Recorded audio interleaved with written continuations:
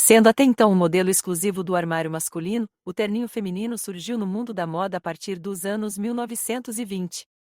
Todavia, demorou muito mais tempo para que o modelo fosse bem aceito pela sociedade. A quebra de um padrão. Ainda que seja difícil de imaginar, há menos de um século seria um escândalo ver uma mulher com calças. Em um passado onde o papel de cada sexo era bem definido, homens e mulheres se vestiam de maneiras muito distintas.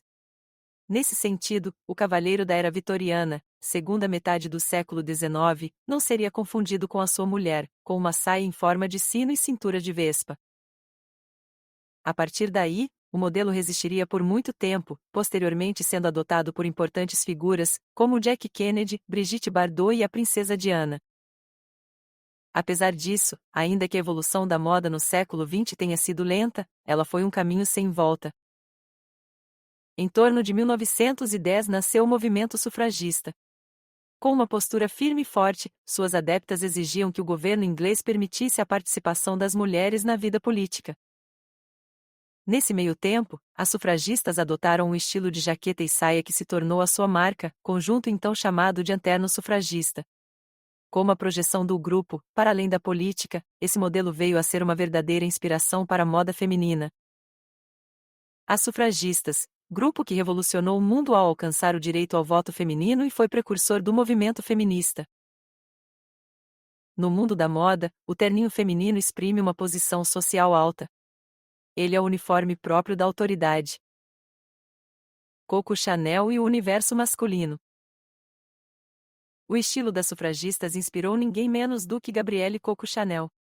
À primeira vista, a estilista é tida por muitos como a criadora do primeiro modelo de terninho feminino. Contudo, o modelo eternizado por Chanel, o conjunto de blazer com saia denominado tailleur, não levava calças. Seja como for, o modelo representou sim uma verdadeira revolução na moda.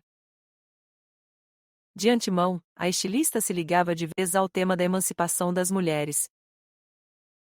Quando Gabrielle Coco Chanel começou a desenhar, o terno já era associado com a emancipação das mulheres, tendo facilitado a participação feminina no mundo dos homens. Seja elegante, autoconfiante e próspera. Acima de tudo, Coco Chanel criou uma peça que se ajustava com perfeição à mudança no estilo de vida das mulheres. O tailleur foi apresentado por Chanel em uma pequena exposição em Paris no ano de 1925. Assim, apesar de ter desenhado seu primeiro modelo em 1914, ele apenas caiu no gosto popular na segunda metade da década de 20. A partir daí, o modelo resistiria por muito tempo, posteriormente sendo adotado por importantes figuras, como Jack Kennedy, Brigitte Bardot e a princesa Diana. Além do tailleur, Chanel lançou moda com o vestido de tweed debruado, sem espartilhos, o chemise simples, que remetia à camisa masculina, e o cabelo curto à la garçonne. Você também pode gostar de Coco Chanel, 8 criações que revolucionaram o mundo da moda. O terninho feminino e o controle social. A atriz de Hollywood Marlene Dietrich causou furor em 1932, quando apareceu no lançamento do filme The Sign of the Cross vestindo um terninho feminino. O caso impactou tanto que foi parar no Congresso americano. Imediatamente, o órgão teve que decidir se a sua atitude violava ou não as regras sociais em vigor. Marlene Dietrich no lançamento do filme A Sign of the Cross em 1932. Naquela época, uma mulher com calças poderia ser presa por se disfarçar de homem. Ainda em 1950, o uso de calças não era aceito no ambiente de trabalho, nem em ocasiões formais. De acordo com Anne Hollander, a relação entre o estilo masculino e o feminino é em suma idealista. Essa divisão de fato ditou por muito tempo a vida das mulheres. Acima de tudo, como não poderia deixar de ser, quais roupas poderiam ou não vestir. As roupas masculinas e femininas ilustram como as pessoas desejam que seja a relação entre os sexos. Anne Hollander em O Sexo e as Roupas. O terninho feminino, conforto e sensualidade à medida. Restam poucas dúvidas, o terninho feminino é mais confortável do que o seu irmão de saia. Ao mesmo tempo em que o terninho buscava ser prático e cômodo, o tailleur se mantinha com uma aparência mais tradicional. Acima de tudo, o terninho feminino também é sinônimo de poder.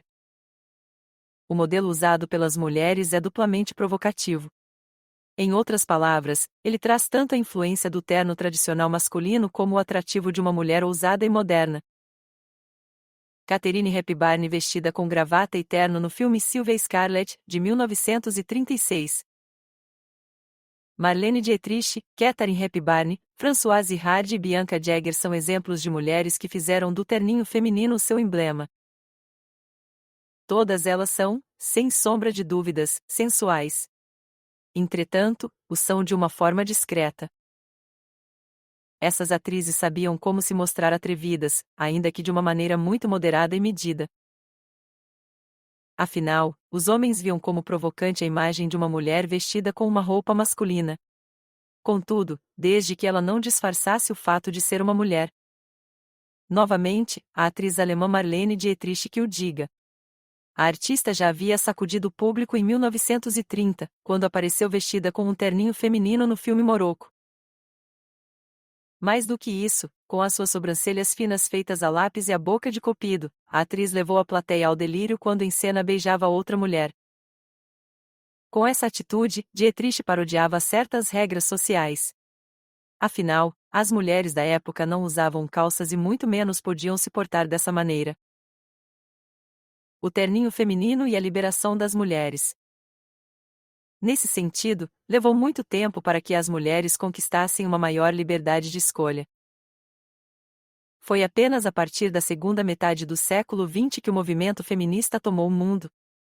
Desde então, ele foi apoiado por grandes artistas e intelectuais da época, como, por exemplo, Simone de Beauvoir.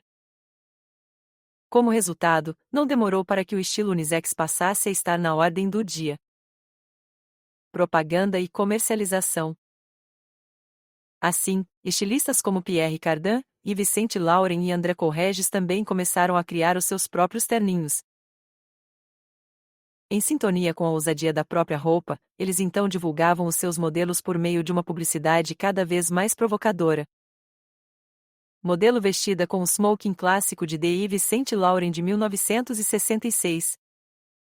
Mais do que nada, a democratização do terninho feminino foi um dos avanços mais revolucionários do mundo da moda.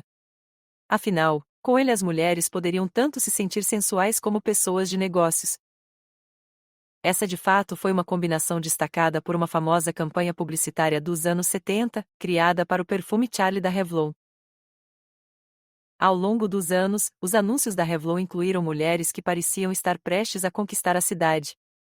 Não é de se estranhar que as suas modelos eram fotografadas em uma postura que exalava confiança, muitas vezes vestidas com um terninho feminino. O terninho feminino, símbolo de autoridade e poder. Por fim, a divisão entre os sexos não foi o único fator a ditar o estilo das roupas. Igualmente, a separação de classes sociais influenciou o modo de vestir de homens e mulheres.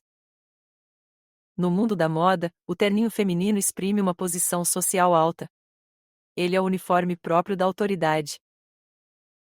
Tanto é assim que as suas adeptas eram por vezes chamadas de andoutoras. Ao passo que o modelo veio a ter adeptas tão importantes como Hillary Clinton, o terninho feminino não foi um caso único na moda feminina. Outros elementos do armário das mulheres também se originaram no mundo masculino. Entre eles, por exemplo, está o uso de blazers com ombreiras. O modelo foi adotado por grande parte das mulheres na década de 80. Ainda que houvesse quem o abominasse, o acessório tinha um propósito. Acima de tudo, respondia à necessidade que muitas mulheres sentiam em ter uma figura mais masculina e imponente. Afinal, elas estavam ingressando em peso no mercado de trabalho, e a busca por melhores condições e cargos de chefia significava um choque com a sociedade. Desse modo, assim como o terninho feminino, as ombreiras davam uma imagem de força e poder. Para entender melhor, veja nosso especial Ombreiras, com história, significado e tendências. As ombreiras são associadas historicamente ao empoderamento feminino. Evocadas em tempos difíceis e usadas como ferramenta de poder, saiba por que elas permanecerão fortes na moda pós-pandemia. Um clássico mais em voga que nunca. Atualmente, estilistas do mundo inteiro continuam a reinventar o já clássico modelo. Como vimos no desfile do verão 2021 do desfile Balmain, que trouxe de volta as ombreiras. Desta vez mais estruturadas, esculturais e pontiagudas. Olivier Rousteing, desfile Balmain SS21, Paris Fashion Week. Assim, os terninhos femininos atuais permanecem como símbolo de empoderamento, destacando ainda a qualidade, que é um dos principais atrativos desse traje. Além disso, numa época em que o ritmo da moda é tão feroz, o modelo oferece uma dose de malícia e força singular àquela que o leva. Ou seja, ainda que o terninho tenha sido adaptado a vários estilos e caimentos, ele nunca perdeu aquelas que são as suas principais inspirações, a força e o poder da mulher.